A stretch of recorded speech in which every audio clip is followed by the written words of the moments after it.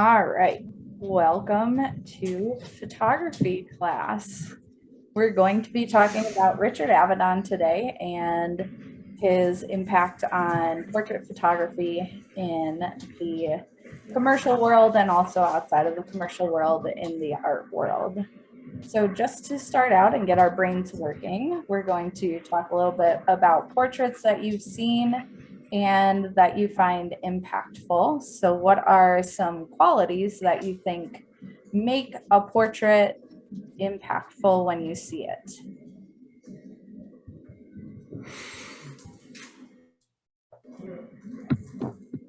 Eye contact. Eye contact, yeah, that's great.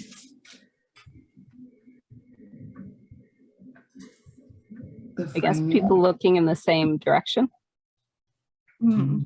Like if you're taking multiple subjects, you mean? Yeah. Yeah, definitely. What else?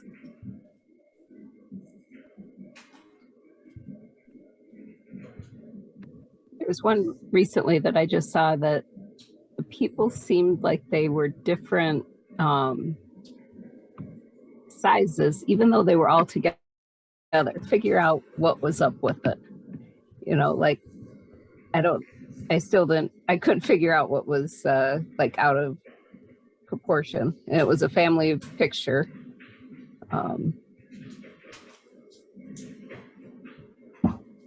It was just odd.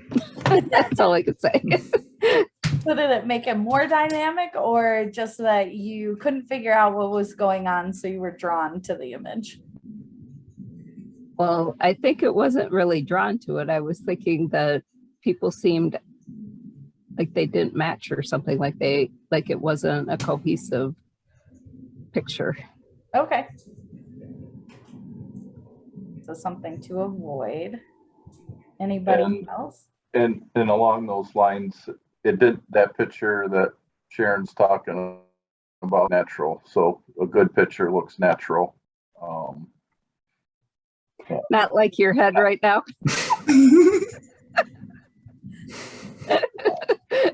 Yeah, not like my head. I see. John, do you have anything to contribute? No, I guess like when it's more than just like someone's head, when it's like from the waist up, it tends to be more interesting. I don't know if it still counts as a portrait at that point or if it's something else. Absolutely. Yeah, definitely. A portrait can be anything full body, half portrait, 3/4 length, just a headshot. It can be any of the above. So I think when you're saying that it can be more dynamic with more of the body included, I think that's a great suggestion. Perfect. So we are going to look at some images and the background on Richard Avedon now. And I'm going to share my screen so that you can see my presentation for this. All right, so we have Richard Avedon, who was really a turning point in portrait photography in the early 1960s and 1970s. Some of his background: he was born in 1923 in New York City, where he remained for most of his life. He did join the Young Men's Hebrew Association Camera Club when he was 12 years old, and he associates that with really developing his love for photography and his passion for it. After he graduated high school, he joined the armed forces during World War II in 1964 and became a photographer's mate second class, where he really worked capturing photography during World War II and capturing portraits and just documenting what was going on during World War II. After 2 years of service, he left to become a professional photographer. And then in 2002, he died in San Antonio, Texas, after suffering a cerebral hemorrhage. This was unexpected, and he was in good health at the time, so it was really a shock to the photography community. But he has left a lasting mark until this day. His professional experience in photography, he studied under Alexei Brodovich, who you can see to the left of your screen is one of his portraits. So you can see his influence on Richard Avedon in the contrast and really capturing expressions. These were commercial photography shoots, so they're a little less dynamic than what Richard Avedon we see typically out of him. But you can see his influence that he had over Richard Avedon throughout his career and his study under him. Richard Avedon was really fascinated by photography's ability to suggest personality and evoke the life of his subjects. And he joined Vogue magazine in 1962 after leaving Harper's Bazaar, where he remained for over 20 years. And Avedon is really known for bridging the gap between commercial and art photography. Previously, there was a high definition between commercial photography and art photography. Commercial photography really had a standard to it where everyone kind of looked the same throughout all of the images. It was very sellable, and people really knew what they were getting when they were photographed. Art photography was completely different. It was just starting to blossom during this time, and it really focused on movement and capturing just different aspects of things that normally wouldn't be able to be captured in paintings or drawings that were typical of the time. In the American West was a turning point for Richard Avedon. Mitchell A. Wilder asked Avedon to photograph subjects in the American West and gave Avedon free rein to depict them how he saw fit. Avedon took that to photograph really the common people during that time in the American West and capture the feelings and the personalities that were evident during that time. He photographed from 1979 to 1984, so sorry. And he photographed 13 states and 189 towns, which were included in all of his images. During this time, he photographed 752 sittings and used 17,000 sheets of film, which were created on an 8x10 Deardorff camera. This is a really large format camera, which allowed him to print very large film photographs, which were not common during this time.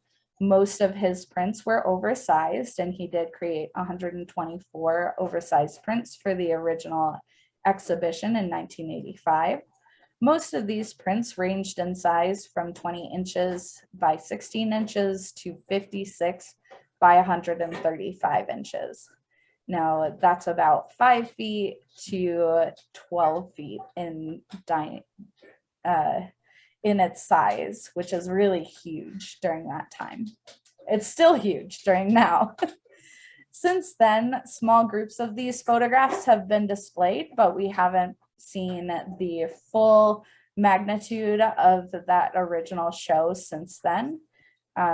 These prints are still in print and you can see them. However, they're no longer all together because a lot of them have been sold off to private collections. In the next few images, you'll see some of the images that Richard Avedon captured and printed for the original show. As you can see from these images, Richard Avedon really focused on contrast and capturing images that were dynamic and really captured the personality of the people that he was working with at the time. He kind of caught the despair and the frustration of the people in the American West, which was not common. Most of the time, photographs during this time were very staged and they were created to look like the people were very happy and excited to be photographed. And these were a turning point where he was capturing people in their natural habitats and their natural personalities. If they wanted to smile, they could. If they didn't have to. Here are some additional images. On the bottom right-hand corner, you can see a gentleman who is a beekeeper, and he worked with this gentleman to capture him with bees all over him to capture, his line of work and what he did. The one next to him, he was a mine worker and he caught him just coming off the job. So he's very dirty and covered in the grime that is associated with his life. Here are some final images of just some additional people that he captured.